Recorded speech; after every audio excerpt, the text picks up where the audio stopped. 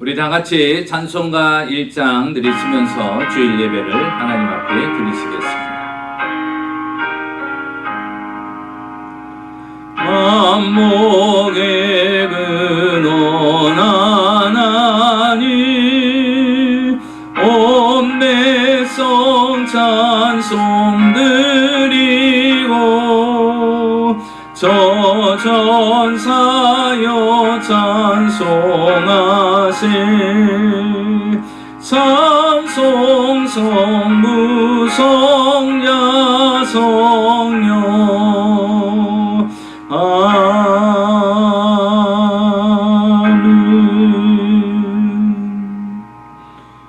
전능하사 천지를 만드신 하나님 아버지를 내가 믿사오며 그 외아들 우리 주 예수 그리스도를 믿사오니 이는 성령으로 잉태하사 동정여 마리아에게 나시고 본디오 빌라도에게 고난을 받으사 십자가에 못 박혀 죽으시고 장사한 지 사흘 만에 죽은 자 가운데서 다시 살아나시며 하늘에 오르사 전능하신 하나님 우편에 앉아 계시다가 저리로서 선자와 죽은 자를 심판하러 오시리라.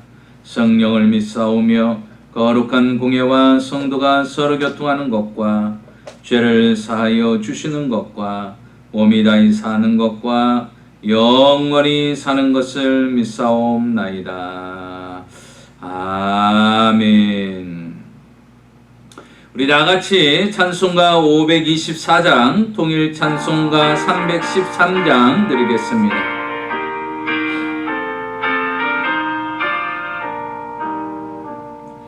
갈 길을 밝히고 있으니 주 앞에 빨리 나갑시다. 우리를 찾는 구주 예수 곧 오라시네. 죄악 벗은 우리 영혼을 기뻐 뛰며 주를 보겠네.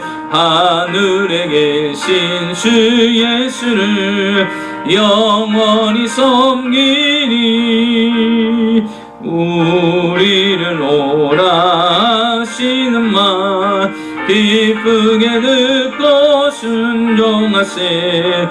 구주를 믿기 지체 말고 속속히 나가세.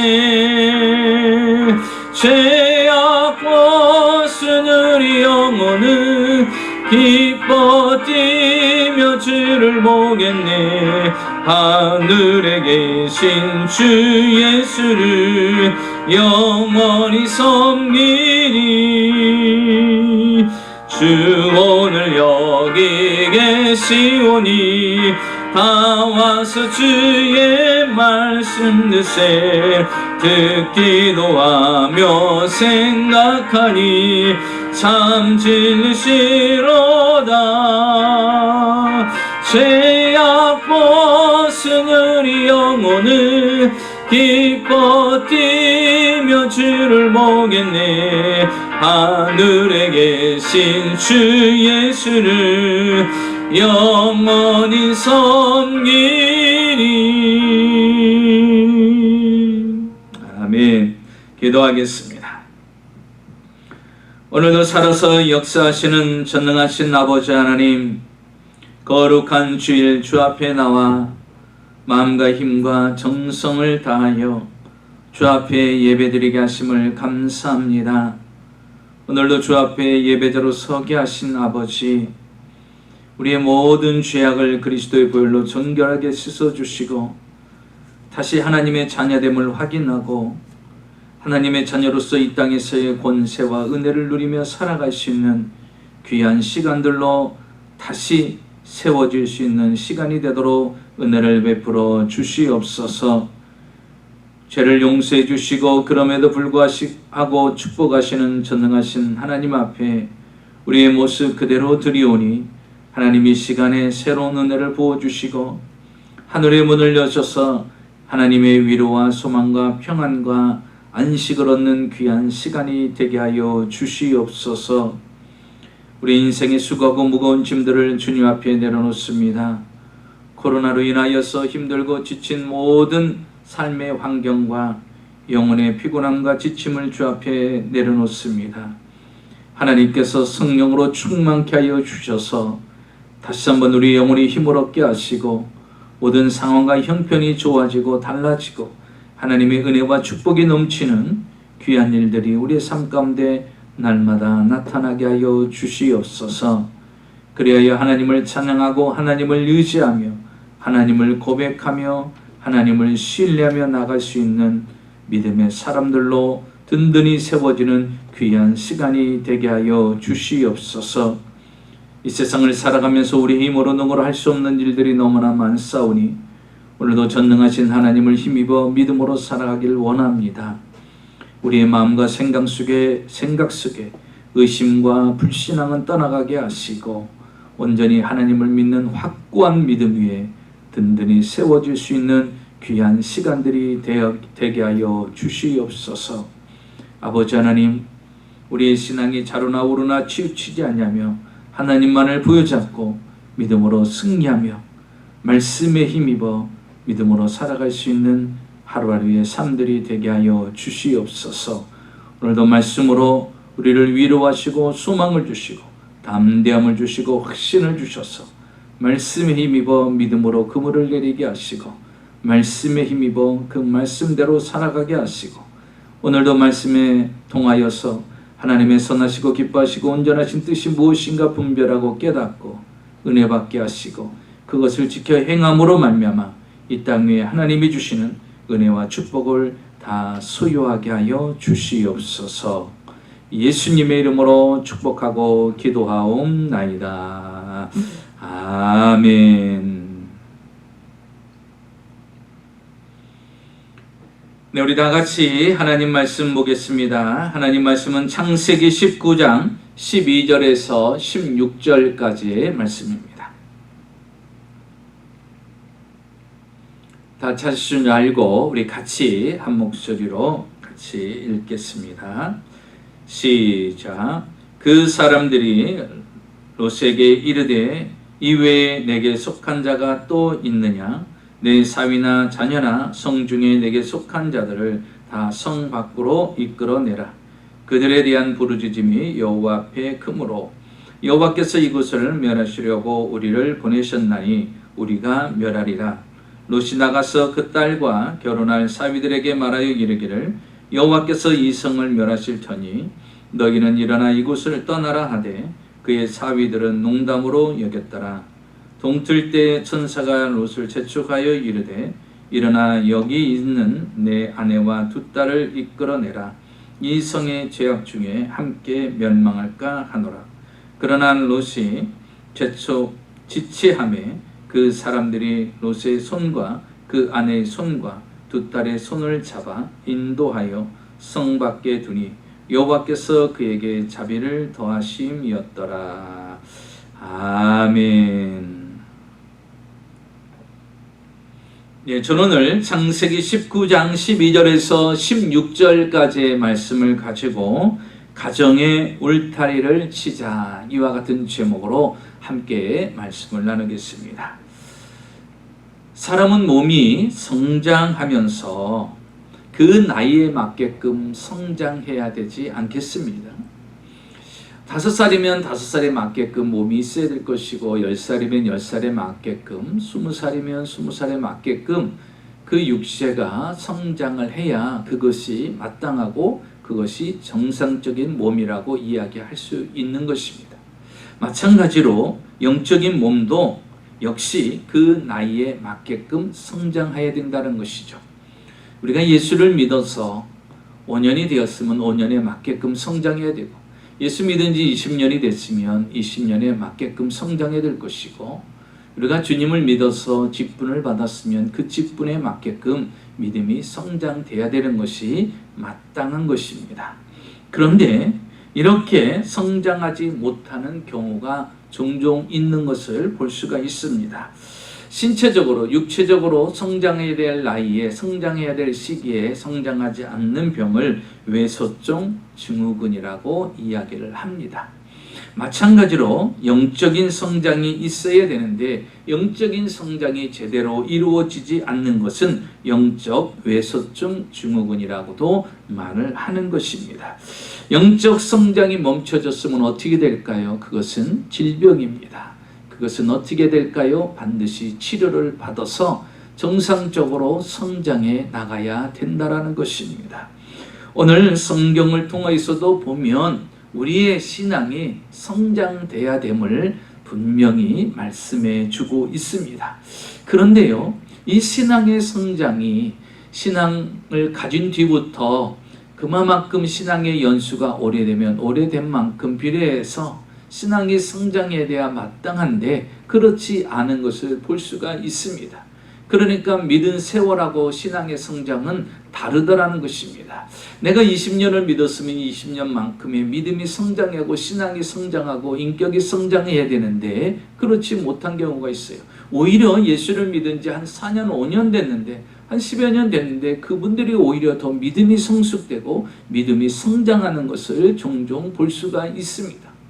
오랜 신앙생활을 했고 오래 믿었으면 그만큼의 어떤 연륜과 신앙의 인격과 신앙의 성숙이 있어야 되는데 그렇지 못하는 것을 우리가 종종 보게 됩니다. 그래서 성경에도 주님이 말씀하시기를 먼저 된 자가 나중되고 나중된 자가 먼저 된다라고 말씀하고 있는 것입니다.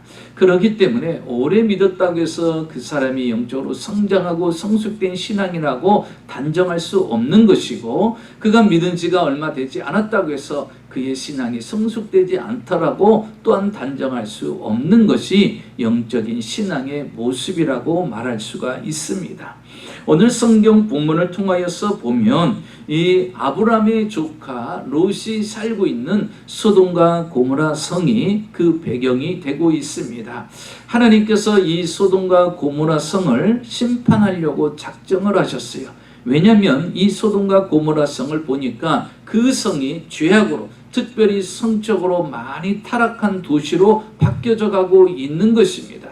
그래서 하나님이 더 이상 죄악되고 성적으로 타락한 소돔과 고모라 성을 지켜볼 수 없어서 그 성을 심판하시기로 불로 심판하시기로 작정을 하신 겁니다. 그런데 그곳에 누가 살고 있어요? 아브라함의 조카인 롯이 그곳에 살고 있어요. 롯의 아내와 두 딸과 또 사위들까지 그곳에 살고 있고 그의 식술들도 그곳에 있는 것입니다. 그래서 하나님께서 심판하시기 전에 아브라함을 만났고 아브라함과 이야기를 나누고 이제 하나님께서 그 소돔과 고모라 성을 심판하기 위해서 천사들을 그곳에 보내는 그러한 일이 생기게 됩니다. 그래서 천사들이요 이 소돔과 고모라 성이 하나님의 뜻에 의해서 불로 심판받게 될 것이라는 것을 아브라함의 조카 롯에게 그것을 전해주기 위해서 그리고 그들의 식구들을 구원하기 위해서 천사들이 그곳에 도착하게 됩니다. 자, 그곳에 도착해서 이 천사들이 그들에게 이야기를 말해주는 장면이 오늘 성경 본문에 기록되어 있는 것입니다. 그런데 이제 천사들이 그곳에 가서 롯에게 이 사실을 전해주는데 사실은 이 롯이라는 사람은요 그렇게 믿음이 성숙되지 않은 사람입니다. 성경을 통해서 보니까 롯은 구원은 받았지만 믿음이 성숙되지 않았음을 이야기를 하는데요. 베드로후서 2장 6절에서 7절에 보니까 소돔과 고모라 성을 멸망하시기로 정하여 죄가 되게 하사 후세에 경건하지 아니할 자들에게 본을 삼으셨으며 무법한 자들의 음란한 행실로 말미암아 고통당하는 의로운 롯을 건지셨으니 그래도 롯은 의롭게 살려고 그래도 노력을 했던 사람이에요. 그가 선택을 잘못해서 소돔과 고모라 성에 와서 이 죄악되고 성적으로 타락한 이 도시 속에서 그는 그래도 의롭게 살려고 했던 것 같습니다. 그래서 하나님께서 그를 불쌍히 여기셔서 그의 가족들을 구원하시려는 계획을 세우십니다. 오늘 그들에게 말하기를 의로운 롯이라고 말하고 있어요. 예, 맞습니다. 롯은 의로운 사람이었어요. 하나님 그래도 중심으로 살아가려고 했던 사람입니다. 그 사실을 우리가 어떻게 알 수 있냐면 오늘 성경 본문 1절을 통해서 보면 천사들이 그 성에 도착합니다. 그런데 여러분, 저녁 노을에 성문 앞에 있던 롯이 그 천사들을 보고 어떻게 합니까? 그냥 대수롭지 않게 쳐다봅니까? 그냥 이 성을 방문한 사람이라고 그냥 예배시합니까? 그렇지 않습니다. 그는 그나마 영적인 눈이 열려서 그들이 누군지를 아는 거예요. 사람의 모양으로 온 천사들이라는 것을 알았기에 그들을요 자신의 집으로 모셔드립니다. 그리고서 그들을 성대히 극진히 모시고 섬기는 것을 볼 수가 있어요. 사랑하는 성도 여러분, 이것은요 아무나 할 수 있는 것이 아니에요. 이 소돔과 고모라 성을 심판하기 위해서 하나님의 보내신 그 천사들을 볼 수 있다라는 것은 그가 그래도 깨어있는 자라는 것이죠. 아직도 그의 눈이 갖춰지지 않아서 천사를 볼 수 있는 영적인 눈이 그래도 열려 있었다라는 것이에요. 그런데 문제는 뭐냐? 롯이 성숙된 성도는 아니었다라는 거예요. 성숙된 신앙인이 아니었다라는 거예요. 구원은 받았지만 그가 성숙되고 성숙된 신앙이 되어지지 못했음을 우리가 본문을 통해서 알 수가 있습니다. 왜냐면요, 성숙되지 못한 사람은요 주변에 영향력을 미치지 못한다라는 거예요. 롯이라는 사람은요 자신의 어떤 신앙에는요 부족함이 없어요. 하나님을 향한 신앙은 있었고 의로운 사람이었어요. 그런데 신앙적으로 성숙되지 못해서 주변의 사람들에게는 아무런 영향력을 미치지 못하는 사람으로 살아가고 있었다라는 것입니다. 하나님께서 이 소돔과 고모라 성을 심판하시기 전에 누구를 만났습니까? 그 아브라함을 만났어요.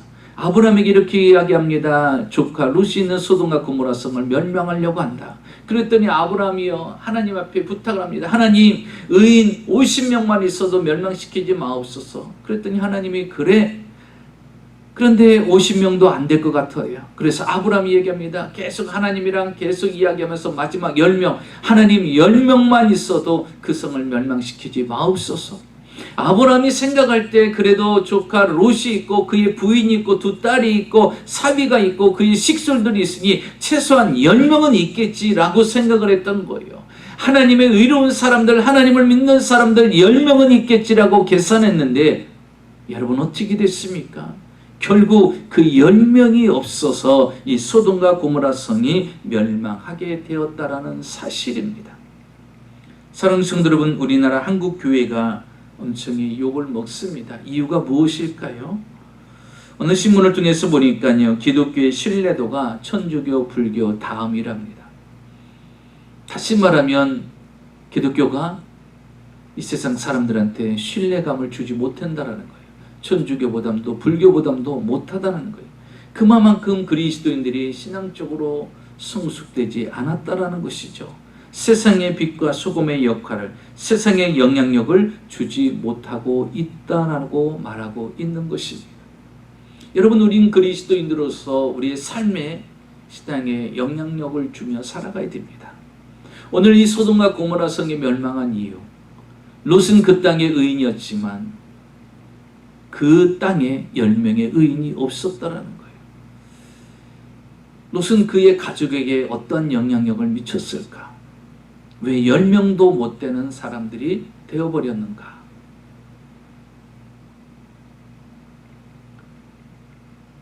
먼저 보면요, 이 롯은 자신들의 그 사위에게도 신앙의 영향력을 주지 못하고 사위들에게 인정받지 못한 것을 우리는 첫째로 볼 수가 있습니다. 자, 하나님의 천사들이 롯에게 말을 합니다. 오늘 본문이요 12절 14절까지 보면 그 사람들이 롯에게 이르되 이외에 내게 속한 자가 또 있느냐? 내 사위나 자녀나 성중에 내게 속한 자들을 다 성 밖으로 이끌어내라. 그들에 대한 부르짖음이 여호와 앞에 크므로 여호와께서 이곳을 멸하시려고 우리를 보내셨나니 우리가 멸하리라. 롯이 나가서 그 딸들과 결혼한 사위들에게 말하여 이르기를 여호와께서 이 성을 멸하실 터이니 너희는 일어나 이곳을 떠나라 하되 그 사위들은 농담으로 여겼더라. 우리는 의문이 가죠. 왜 소돔과 고모라 성에 10명이 없었을까? 가장 중요한 가정이 있어요. 그 가정은 롯의 가정입니다. 그래서 롯의 가정에 우리는 초점을 맞추고 바라봅니다. 그런데 이 롯이라는 사람은요, 의로운 사람이었어요. 그런데 하나님을 믿는 사람이었어요. 천사들을 볼 수 있을 정도로 영적인 눈이 떠 있는 사람이었어요. 그런데 그는 주변에 어떤 영향력을 미치고 살았는가 한번 볼 수가 있어요. 그런데 가장 가까이 있는 사위들에게도 영적인 신앙적인 영향력을 끼치지 못했다라는 것을 오늘 본문을 통해서 알 수가 있습니다. 그는 이 사실을, 이 땅이 불로 심판을 받을 거라는 사실을 천사들을 통해서 듣고 곧바로 딸들과 결혼할 사위들을 찾아갑니다. 지금 온 천사들이 내게 말하기를 이 땅이 불로 심판을 받을 것이라고 이야기를 하니 빨리 이 위험한 지역을 피해서 우리와 함께 나가야 된다. 이렇게 진실된 마음으로 사위들을 생각해서 이야기를 했습니다. 그런데 여러분, 그 사위들이 이 장인 어른이 될 그 롯의 말을 어떻게 여겼다고 그랬어요? 농담으로 여겼더라 그랬어요. 농담으로 여겼더라. 여러분, 장인이 될 사람의 말을 농담으로 여겼다라는 것은 심각하지 않습니까? 이 지금 죽고 사는 문제를 장인이 농담으로 이야기하겠어요? 과연 이 롯은요, 사위를 얻을 때 무엇을 보고 얻었을까? 믿음을 보고 얻었을까? 그 집안을 보고 얻었을까? 믿음의 가문이었는지, 신앙의 가문이었는지, 이 사위들은 정말 믿음이 있는지, 하나님을 확고하게 믿는 사람인지, 하나님을 만난 체험이 있는지, 구원의 확신이 있는지, 천국의 소망이 있는 사람인지, 하나님을 진짜 경외하는 사람인지, 이것을 보고 사위를 얻은 것은 아닌 것 같습니다. 그러다 보니까 이 롯이 그 사위들에게 이야기를 하는데 그들은 농담으로 여겨요. 물론 어떻게 보면 또 롯이 그들을 대할 때 농담으로 대할 수도 있었을지도 모릅니다. 그래서 농담이 익숙해져서 그것도 농담으로 생각할 수는 있을지 몰라요. 그러나 중요한 것은 뭐냐면 장인될 롯이 사위들에게 어떠한 영적인 신앙의 영향력도 끼치지 못했다라는 거예요. 하나님이 이 땅을 심판하신다는 거예요. 다른 사람이 아닌 하나님이 심판하신다는 거예요. 그러면 다시 말하면 그들은 하나님에 대해서 모른다는 것이죠. 하나님이 어떤 분이라는 것을 모르고 있다는 것이죠. 이 땅을 다스리고 전지전능하신 우주의 주관자 되신 하나님에 대해서 그들이 모르기 때문에 그것을 농담으로 여겨요. 여러분, 하나님이 농담으로 우리에게 이야기를 하십니까? 롯이 사위들에게 선한 영향력, 믿음의 영향력을 끼치지 못했다는 것을 우리가 알 수 있어요. 반면에 이름도 좀 비슷한데요, 룻기서에 보면 나오미가 등장합니다.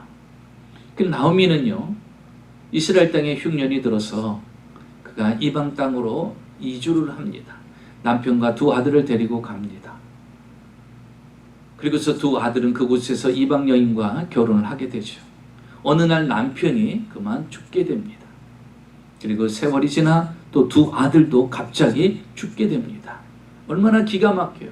이방 땅에 와서 남편도 잃고 두 아들도 죽게 됩니다. 그리고 두 며느리만 남게 됐어요. 그러니까 이 집안에는요, 3명의 과부만 남게 된 거예요. 이때 나오미는요, 큰 결단을 내립니다. 내가 이곳에 있어서는 안 되겠다. 내 고향, 내 하나님이 있는 땅, 그곳으로 가야 되겠다. 그래서 그는 이스라엘로 가기로 결심하고 두 며느리를 부릅니다. 내가 내 고향, 내 땅으로 가야 되겠으니 너희들은 너희 친정집으로 돌아가라.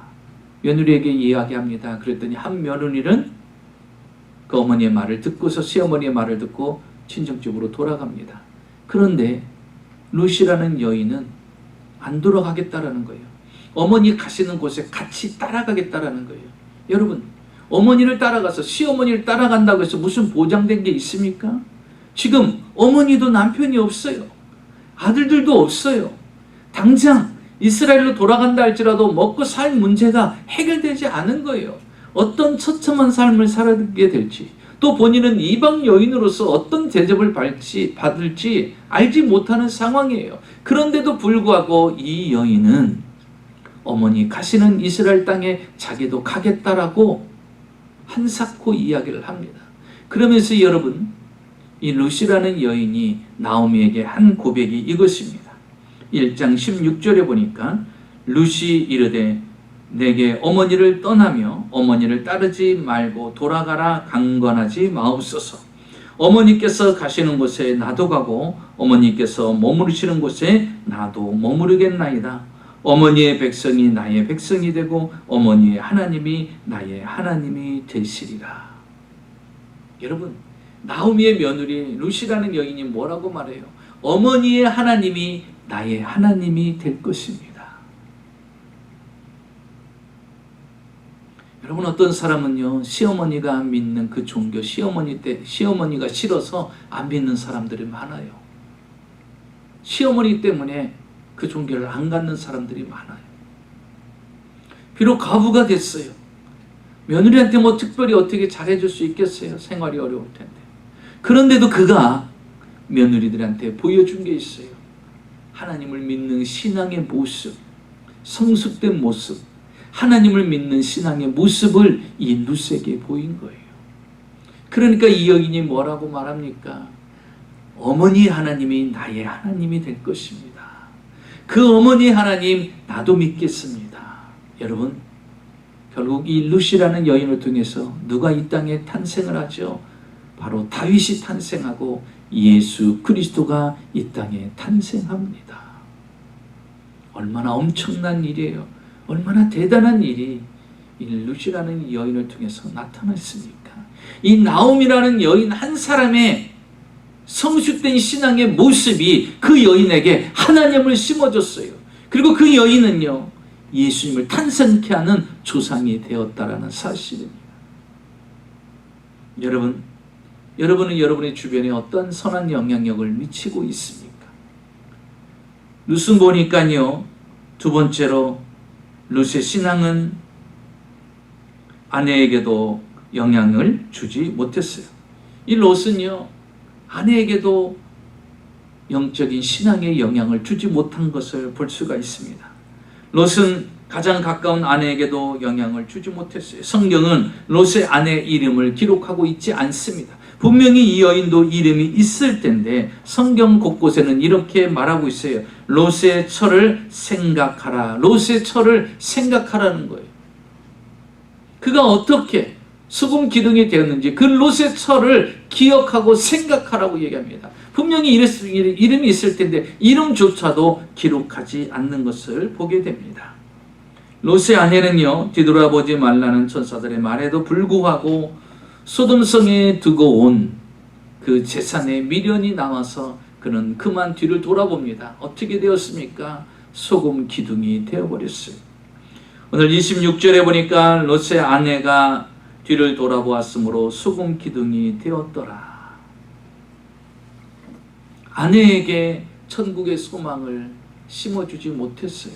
이 세상의 것보다 하늘의 것이 더 소중하고, 이 세상 것이 지금 사라진다 할지라도 하나님은 또 우리를 채워주실 수 있는 분이라는 그 하나님을 아내에게 소개해 주지 못했다는 거예요. 아내는 그만큼의 믿음과 신앙이 없었다는 거예요.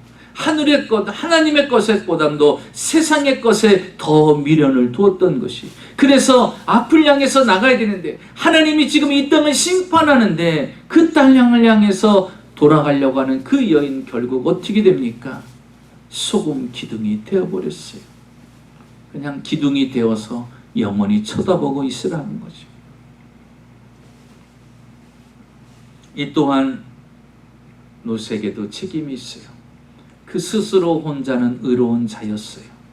그러나 아내에게까지 그 신앙의 영향력을 끼치지 못했다라는 것입니다. 그래서 여러분, 잘 믿음이 좋은 아내가 있음을 여러분 감사해야 되고, 또 믿음이 좋은 남편이 있음을 감사하고, 같이 예배 드리는 남편이 있음을 감사하고, 같이 예배 드리는 아내가 있음을 감사하고, 같이 예배 드리는 가족이 있음을 감사해야 된다는 것입니다. 여러분, 성경을 통해서 보면 욥이라는 사람은 얼마나 의로운 자고 동방에 의롭고 하나님의 복을 받은 사람이에요. 10자녀들을 다 신앙으로 키우려고 했던 사람들 아닙니까? 그게 욥이었어요. 그런데요, 욥이 10자녀를 잃고 재산을 다 잃고 설상가상으로 몸에 악창이 생겨서 기와장으로 자기 몸을 긁고 고통 가운데 있을 때 그의 아내가 그에게 다가와서 한 말이 무엇입니까? 성경에 보니까 그의 아내가 그에게 이르되 당신이 그래도 자기의 온전함을 굳게 지키느냐 하나님을 욕하고 죽으라. 여러분, 믿음의 집안에서 있을 수 있는 말이에요. 남편은 하나님을 철저히 믿는 사람인데 하나님 앞에 철저한 신앙을 가졌는데 그 아내가 그 철저한 신앙을 갖고 있는 남편에게 하는 말이 그래도 자기의 온전함을 굳게 지키느냐 하나님을 욕하고 죽으라라는 거예요. 하나님 욕하고 죽으라는 거예요. 하나님 믿어서 이게 뭐냐? 욕하고 죽으라는 거예요. 남편의 신앙을 조롱하고 남편의 믿음을 조롱합니다. 왜 그랬을까요? 그의 신앙이 아내한테 인정을 받지 못했다라는 것을 우리가 알 수가 있어요. 혼자는 뜨거웠는지 몰라요. 혼자는 열심히 했는지 몰라요. 혼자는 하나님에 대해서 완벽했는지는 몰라요. 그런데 그것이 아내에게까지 영향력을 끼치지 못했다라는 거예요. 우리가 잘 아는 사건이 있습니다. 아나니와 삽비라는 두 부부, 하나님 앞에 열정과 뜨거움이 있었어요. 그래서 자신들의 소유의 것을 팔아가지고 하나님께 예물을 드리기로 결심을 한 거예요. 그런 감동이 올 정도로 뜨거웠던 열심 있는 부부였어요. 그런데 그 소유를 팔고 나서요, 마음이 확 바뀐 거예요. 그리고서 그들은 어떻게 합니까? 그 값의 얼마를 감춥니다. 남편이 그걸 감췄어요. 그런데 성경에 보니까 그 아내도 알더라 이렇게 얘기했어요. 그러니까 금액을 얼마를 받았는데 그 일부분을 감추는 것을 아내가 보았어요. 그러면 어떻게 해야 돼요? 여보, 이거 우리가 하나님께 다 드리기로 약속하고 서원한 거면 하나님께 다 드려야지. 그 일부를 감춰서 돼? 안 되지. 여러분, 뜨거운 열정이 둘 다 뜨거우면 괜찮은데 한쪽이 식어지면요, 이 가정도 문제가 생기는 거예요. 그래서 부부지간에도요, 둘 다 성령으로 충만해야 됩니다. 부부들이요, 이 물질로 인해서 그만 신앙이 툭 떨어졌어요. 왜? 처음에는요, 이 소유를 팔아서도 하나님께 드리고자 하는 그 뜨거운 열정과 믿음이 있었어요. 신앙이 있었어요. 그런데 팔고 나면서부터요, 믿음이 툭 떨어진 거예요. 그러면서 소유의 절반을 일부분을 감추는데도 그 부인이 알면서도 어떻게 해요? 같이 동조합니다. 결국 두 사람은 하나님의 부름을 받게 되죠. 죽음을 맞이하게 됩니다. 여러분, 가정은 어떤 가정이 되어야 될까요? 서로가 믿음으로 하나가 되는 가정이 되어야 돼요. 서로가 믿음으로 뭉쳐있는 가정이 되어야 되고 서로가 한 믿음을 가지고 같이 걸어갈 수 있어야 된다는 것입니다. 그런데 롯이라는 사람은요, 아내에게도 영적인 신앙에 영향력을 전혀 미치지 못했다는 것입니다. 마지막 세 번째로 보면요, 롯의 신앙은 자녀들에게도 영향력을 주지 못했다는 것을 볼 수가 있어요. 롯에게는 두 딸이 있었습니다. 두 딸은 그래도 데리고 나왔어요. 사위들은 불에 타 죽게 되고 부인은 뒤돌아보지 말랬는데 뒤돌아봐서 소금 기둥이 되었고 두 딸들은 뒤를 돌아보지 않고 오직 앞을 향해서 아빠와 함께 수알산으로 달려갑니다. 수알산에 도착했는데 두 딸들은 그곳에 머무르기를 원치 않아서 다른 산에 올라가 동굴에서 그들은 살게 됩니다. 그런데 여러분, 그 딸들은 소돔과 고모라 성에서 무엇을 배웠을까요? 성경 오늘 본문은 이렇게 이야기합니다. 32절에 롯의 딸들을 보십시오. 우리가 우리 아버지에게 술을 마시게 하고 동침하여 우리 아버지로 말미암아 후손을 이어가게 하자. 이 두 딸들이요, 결혼할 남편들을 잃었잖아요. 그러니까 어떻게 합니까? 아버지를 술을 먹이는 거예요. 그리고 술을 먹이고 그들이 생각하기를요, 어떤 생각을 합니까? 아버지를 통해서 후손들을 낳게 하자라는 거예요. 그래서 아버지를 술을 먹여갖고 아버지와 두 딸들이 동침을 하는 거예요. 아버지는 만취가 되어서 이런 사실을 알지 못하게 됩니다. 여러분, 어떻게 이 두 딸들이 아버지와 이렇게 술을 먹여서 동침할 생각을 갖게 됩니까? 이런 엄청난 죄를 저지를 수가 있겠어요? 상상이나 할 수 있는 일이겠습니까? 그런데 두 딸은요, 과감하게 아버지에게 술을 먹이고 그 일을 행합니다. 결국 그 둘 사이에 난 자녀들이 누구죠? 우리가 잘 아는 암몬 족속과 모압 족속입니다. 이 암몬 족속과 모압 족속은요, 결국 두고두고 이스라엘을 괴롭히는 그런 족속이 나중에 됩니다. 롯이 심령이 세속화되어서 이 소돔과 고모라 성을 처음 바라볼 때 어땠습니까? 이 소돔과 고모라 성을 이제 아브람과 헤어질 때 소돔과 고모라 성을 보니까 여호와의 동상 같고 애국과 같더라 그랬어요. 보기에 너무나 좋은 거예요. 그러니까 롯이요, 신앙은 있었지만 그의 눈은 아직도 세속적이었던 거예요. 보이는 것을 추구하고 보이는 것을 쫓아갔던 거예요. 보기에 여호와의 동상 같고 보기에 애국과 같이 화려하게 보였던 것이죠. 그래서 그것을 선택한 거예요. 여러분, 우리는 어떤 것을 선택할 때 어떻게 해야 될까요? 교회 중심, 하나님 중심, 신앙 중심, 예배 중심, 믿음 중심이 우선이 돼야 돼요. 보이는 것을 쫓아가는 것이 아니라 내가 옮겨지는 그곳에 예배 처소가 있나? 하나님과 예배 드릴 수 있는 곳인가? 하나님과의 관계가 끊어지지 않는가? 여러분, 교회 중심, 예배 중심, 하나님 중심, 신앙 중심, 영적인 중심이 우선이 돼야 되는데 세속적인 보이는 것을 위해서 쫓아갔어요. 보이는 것을 향해서 쫓아갔더니 그 도시가 어떤 도시예요? 화려해요. 얼마나 화려합니까? 성적으로 타락한 도시가 되어버렸어요. 아주 죄악이 관영한 그런 곳입니다. 여러분, 그곳에서 두 딸들이 무엇을 보고 들었을까요? 성적으로 타락하고 죄악으로 물들어 있는 그 도시 속에서 그 두 딸이 보고 들은 것이 무엇이겠어요?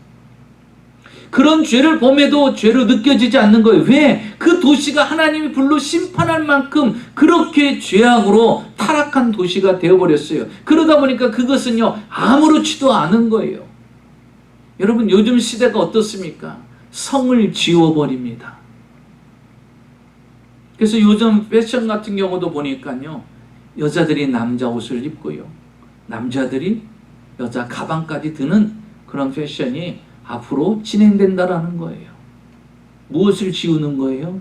그 배경에는 성을 지우는 거예요.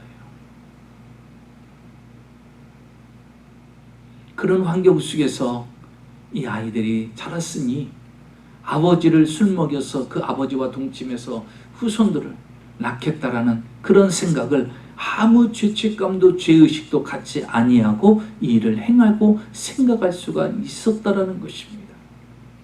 여러분, 우리 맹모 삼천지교라고 잘 알죠? 맹자의 어머니가 자식을 교육시키기 위해서 3번 이사했잖아요. 처음에는 공동묘지로 이사 갔더니 맹자가 매같이 그 장례 치르는 것을 보고 울면서 장례 치르는 흉내를 내는 거예요. 안 되겠다. 그래서 두 번째는 시장으로 옮겼어요. 시장 곁으로 옮겼더니 매일같이 사고 파는 거 가지고 보면서 그거 가지고 놀더라는 거예요. 여기서도 안 되겠구나. 그래서 다른 곳으로 3번째 옮긴 곳이 어디예요? 서당 곁으로 옮겼어요. 그랬더니 이 맹자가 매일같이 책을 보고 결국 훌륭한 사람이 되었더라는 거예요. 여러분, 세상의 부모도요, 자식 하나 잘 키워보겠다고, 올바른 교육 키워보겠다고 3번이나 이사를 하잖아요. 중심이 무엇이에요? 교육이 있는 곳을 쫓아가잖아요. 여러분, 그리스도인들은 뭐가 우선이 되어야 될까요? 그렇죠. 교회 중심, 예배 중심, 신앙생활 중심, 영적인 중심이 우선이 돼야 돼요. 여러분, 무엇을 쫓아갑니까? 돈을 많이 주는 거, 돈 되는 거, 보기에 화려한 거. 결국 그들의 결과는 어떻게 되었습니까? 여러분, 자녀들에게 얼마만큼 신앙적인 영적인 영향력을 끼치고 있습니까? 자녀들의 신앙에 믿음을 심어주지 못하고 영적인 영향력을 주지 못하면 그 아이들이 장성하여 성인이 될 때 그때는 늦고 마는 것입니다. 바로 이런 결과를 만들어낼 수도 있다라는 것입니다. 여러분, 고넬료의 가정을 보십시오. 그 가정은 그들의 기도와 구제가 하나님 앞에 상달되어 기억하신 바 되어서 하나님의 이방인 가정임에도 불구하고 특별히 축복하셔서 그 가정에 베드로를 보냅니다. 이유가 무엇이에요? 하나님께서 베드로를 통해서 이 가정을 축복하라는 거예요. 그래서 베드로가요, 부름을 받아가지고 이 가정에 옵니다. 이 가정은 어떤 가정일까요? 성경에 보니까 온 집으로 더불어 하나님을 경외했다 그랬어요. 이 집은 고넬료만 하나님을 잘 섬긴 게 아니라 온 집이 더불어 하나님을 경외했다. 온 집안에 있는 모든 자들이 하나님을 예배했다라는 거예요. 이방인임에도 불구하고, 이스라엘 사람이 아니에요. 이방인임에도 불구하고 온 집안에 있는 자들이 다 여호와를 경외했다는 거예요. 부인도 경외하고, 아들도 경외하고, 자식 딸들도 경외하고, 그 집안에 속해 있는 하슬들도 다 하나님을 경외했다라는 거예요. 여러분, 이 고넬료가 얼마만큼 하나님을 따르고 의지하고 믿고 나갔는지, 하나님을 경외했는지, 베드로가 도착할 때 그가 베드로를 기다리는 모습이 성경에 이렇게 기록하고 있어요. 그의 친척과 가까운 친구들을 모아 기다리니, 그의 친척과 가까운 친구들까지 다 불러서 기다리고 있어요. 왜? 친척들도 구원을 얻고 하나님을 믿어야 되고, 친구들도 구원을 얻고 하나님을 믿어야 되기 때문에 베드로 사도가 온다니 얼마나 귀중하고 소중한 시간이에요. 그러니까 그들을 데리고 와서 그들도 하나님을 믿게끔 하기 위한 거예요. 여러분, 고넬료는요, 선한 영적인 영향력을 미치는 성숙된 신앙인이었어요. 자기만 온전히 뜨겁고 자기만 열심히 믿는 자가 아니었고, 집안에 믿음으로 충만했고 신앙으로 충만했던 그런 가정이었다라는 거예요. 우리 지역에도 많이 있는 던킨도너츠, 세계 36개국에서 19,000여 개 점포를 운영하고 연간 커피 판매량이요 18억 잔, 매일 5천만 명이 1초에 30잔을 마신다고 하지요. 창업자 로젠버그는요 고등교육을 받지 못했어요. 1916년도에 보스턴에서 태어난 그는 14세에 미국의 대경제 대공황을 맞이하게 됩니다. 그래서 가난 속에서 살아갈 수밖에 없는 상황이었어요. 한 주에 20불 정도밖에 받지 못해요. 그러나 부모님과 함께 살면서 11조를 드리며 주일 예배를 빠지지 아니하고 하나님을 철저히 경외하는 가정으로 그들이 세워져 나갑니다. 하나님께서 철저하게 하나님 중심으로 살아가는 그 가정을 위해 하나님이 복을 주시는데, 점심을 배달하는 모벌 런치 서비스 회사를 세우게 하셔서 성공을 거두게 만듭니다.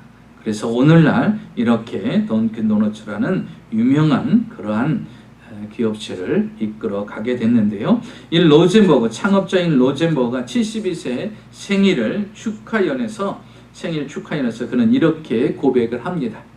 나는 몹시 어둡고 괴로운 시절을 보냈습니다. 교육도 제대로 받지 못했습니다. 그러나 하나님의 은혜로 살아왔습니다. 그리고 나는 목표가 하나 있었습니다. 그것은 다른 것이 아니라 하나님을 잘 섬기는 가정을 세우는 것이었습니다. 하나님을 잘 섬기는 아름다운 가정을 세우는 것이 그의 목표였어요. 부자도 아니었어요. 이렇게 유명한 던킨도너츠를 세우는 것이 목적이 아니었어요. 하나님을 잘 섬기는 가정이 우선이었다라는 거죠. 그러니까 어떻게 돼요? 하나님이 그 가정에 복을 주셔서, 그가 손으로 하는 것, 발로 밟는 그곳에 복을 주셔서 세계적인 기업으로 하나님이 세워주셨다라는 것입니다. 여러분, 마이크로소프트 공동 창업자인 빌 게이츠가 27년 만에 이제 이혼을 하게 되죠. 세계 최고의 부자. 우리가 생각할 때는 그들은 남부럽지 않고 부족함 없이 오랫동안 행복하게 살 거라고 생각했는데, 그 세계 최고의 유리의 부동의 1위의 부자인 그가 27년의 결혼 생활을 마감을 하는 것을 볼 수가 있습니다. 가정을 아름답게 이끌어가고 세워간다라는 것은 결코 쉽지 않죠. 아름다운 하나님을 섬기는 가정을 세운다는 것이 쉽지 않아요. 그래서 성경에 아가서 2장 15절에 보니까 우리를 위하여 여우 곧 포도원을 허는 작은 여우를 잡으라. 우리의 포도원에 꽃이 피었습니다.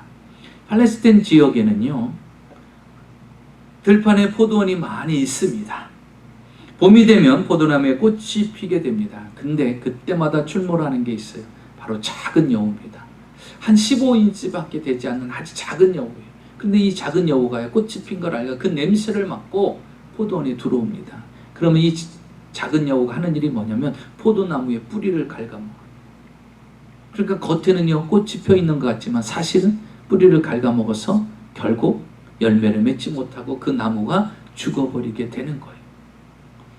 작은 여우지만 결국 방심하다 보면 이 포도원에 꽃이 폈는데 그 꽃이 화려하게 피기도 전에 다 죽을 수도 있고 열매를 거두기도 전에 이 포도원의 포도나무들은 다 죽을 수 있다라는 거예요. 그래서 어떻게 해요? 포도원을 허는 작은 여우를 잡으라고 그런 거예요. 그래서 어떻게 돼요? 포도원에 이 여우들이 들어오지 않게끔 울타리를 견고하게 잘 쳐야 된다는 거예요.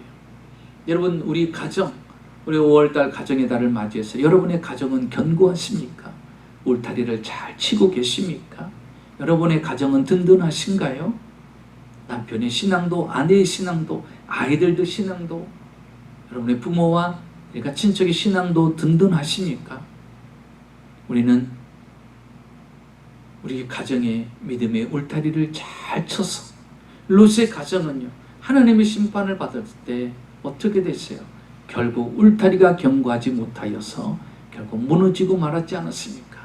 우리는 가정의 달을 맞이해서 여러분의 가정을 견고하게 잘 치시고 울타리를 견고하게 치셔서 아름다운 가정, 화목한 가정, 하나님을 잘 섬기는 가정, 하나님을 기대하며 소망하며 살아갈 수 있는 그런 행복한 믿음의 가정을 세워나가는 저와 여러분이 되시기를 주의 이름으로 축원합니다. 기도하겠습니다. 살아계신 아버지 하나님, 사랑하는 가정이 이제 신앙 안에 아름다운 울타리를 쳐서 온 가정이 하나님과 더불어 신앙을 생활하며 하나님을 경외하는 아름다운 가정, 든든한 가정으로 세워지게 하여 주시옵소서.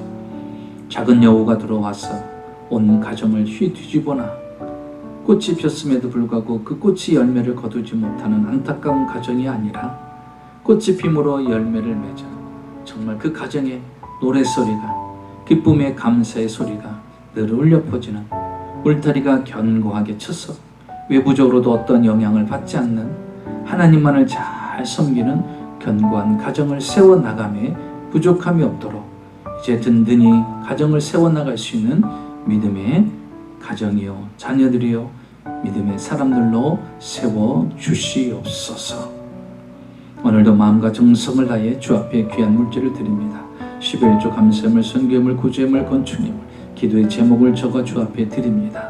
물질 또한 주님 앞에 정성을 다해 가정을 향하여 드립니다. 하나님 받아주시고 그 가정이 이 땅에 살아가는 동안 코로나 상황 가운데서도 주님 오시는 그날까지 이 땅에 사는 동안 물질적으로 힘들고 어렵지 않게 하시고 시와 때를 따라 공급하시는 특별한 하나님의 은혜 속에 살아가게 하여 주시옵소서. 지금은 우리 주 예수 그리스도의 무한하신 은혜와 아버지 하나님의 놀라우신 사랑과 보혜사 성령님의 충만하신 축복이 오늘 주일 예배를 맞이하여서 이제 하나님의 가정을 견고하게 든든하게 울타리를 쳐서 하나님의 신앙 안에 하나가 되는 견고하고 온전히 온 가족으로 더불어 하나님을 경외하는 가정을 세우고자 결심하는 사랑하는 성도님들의 생활과 사업과 가정과 자녀와 직장 위에 지금으로부터 영원토록 함께 하시기를 간절히 축원하옵나이다. 아멘.